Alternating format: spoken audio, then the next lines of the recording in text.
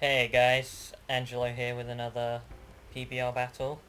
I am using one of my doubles teams for this match, and I am up against someone who is using a kind of very standard OU team. It seems to be the case whenever I decide to narrate something, it's always up against an OU team or something, but the Lapras at least was interesting.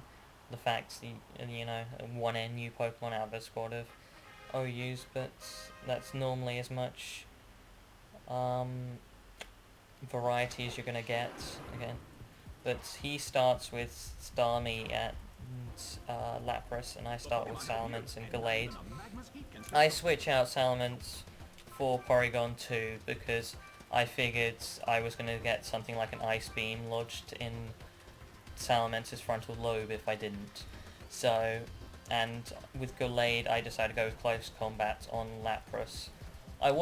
I could have gotten rid of Starmie this turn just because you know how much of a pain those can be, but I wasn't certain that Night Slash would actually KO it in one hit. I wasn't sure if maybe it'd have something like a Focus Sash or whatever, but even though Starmies with Focus Sashes are very uncommon, but you plan for every situation really in battles. So I get Porygon 2 in, Trace's Water Absorb, which is useful, but it wasn't actually useful in this match. I take out Lapras easily enough with Gallade, which was great. And as predicted, an Ice Beam was launched at Salamence, but because I switched in Porygon 2, it took the hit pretty well and didn't really do much. So after this turn, I was in pretty good position as that Lapras was down, but he soon sends out something that was quite annoying, which was Metagross. Right, this turn I decided to get rid of that Starmie because I knew it would be a pain, and I go with Thunderbolt on it, and instead of switching Gallade out, I decide, what the hell, I'll see how much damage a close combat does on Starmie, because at this point, like I said, I thought there's a possibility it might be sashed, as I didn't see any Life Orb recoil damage, but I wasn't sure what Metagross was up to. I'm sure I was expecting something like Meteor Mash. So anyway, Gallade obviously speeds due to its Choice Scarf, does quite a lot of damage to Starmie, which was good. Starmie uses Thunderbolt on Porygon 2, not really doing much again. And Metagross uses Iron Head on Gallade, KOing it due to the 2 defense drops, but I was really surprised to see that his Metagross had Iron Head as opposed to Meteor Mash. It's almost unheard of, them having Iron Head, but I guess he probably got sick of Meteor Mash missing or something and went with Iron Head instead. But anyway, Porygon 2 takes down Starmie with relative ease, which was good. I send out Salamence. Obviously, Intimidate doesn't work on Metagross due to Clear Body, which was irritating. But this turn, I switch Quagsire in for Porygon 2, because I know it can take an Earthquake pretty well, and I want to get rid of that Metagross, or at least attempt to do some damage to it. I knew one Earthquake was no way going to take down a Metagross, unless it was maybe a critical hit, but you can never bank on those. But yeah, this turn my opponent takes forever to make a move, and let me remind you, this is in 1.5 times speed, so I think my opponent may have actually taken the entire 60 seconds to make this move, which was, really great. I love waiting around for people like this.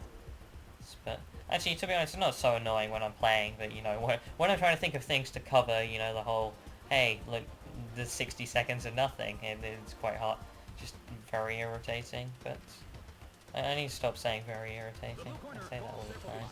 Anyway, Porygon 2 goes out, and then Quagsire comes in. I get an Earthquake off, no sweat, obviously doesn't hit Togekiss, and does less than half to Metagross, which was less than I was hoping, and Air Slash hits Quagsire and almost takes it out.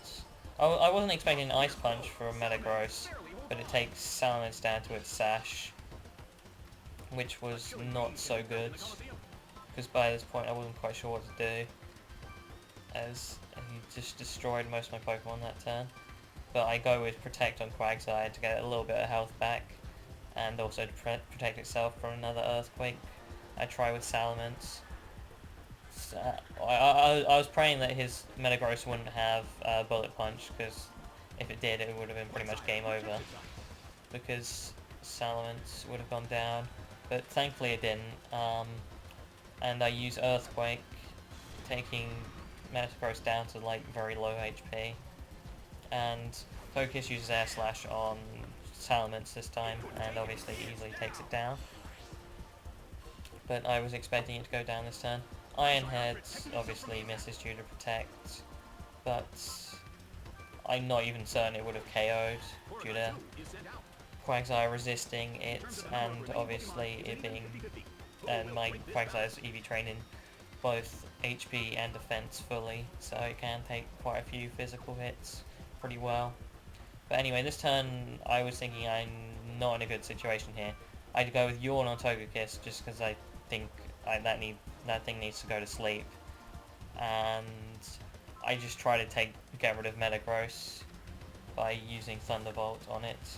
Togekiss uses Air Slash on Porygon 2, taking its health down to the reds, and then Metagross uses Earthquake, which was really not good at all, and takes down Porygon 2, and Quagsire survives it, thankfully, but I was pretty much thought I was completely and utterly screwed here, but I decided not to give up. It's kind of odd, like, in just certain situations I decide to give up when I think there's no hope. There's other times I'll just be like, you know, let's screw it, let's just continue to the end of the battle, see what happens. But I thought there was absolutely no point of return here, so I just go with Protect, just try to get that Togekiss to sleep, and see what, you know, get a tiny bit of health back, but I was sure that wouldn't matter. But it was very, very, very... Does anyone actually quite know why the hell he would have used Air Slash on his own Metagross? Because I can't quite understand it. Was it a misclick? Was it, you know, just he decided to make it, you know, one-on-one? I don't really know. It's a very, very odd thing to do, because it makes Togekiss go to sleep. And by this point I just thought, you know, let's keep Ice Punching it and pray that I can, you know, actually see if I can actually make the most of this situation. But it was just a very, very odd choice of him to, like, KO his own Metagross, because, you know, the battle was his if he didn't. So, but I was praying Togekiss wouldn't wake up. I got another Ice Punch off, takes Togekiss HP down to the reds, but I knew this turn was make or break. If it woke up, then I was I was done for, but if it didn't, then I would win the match.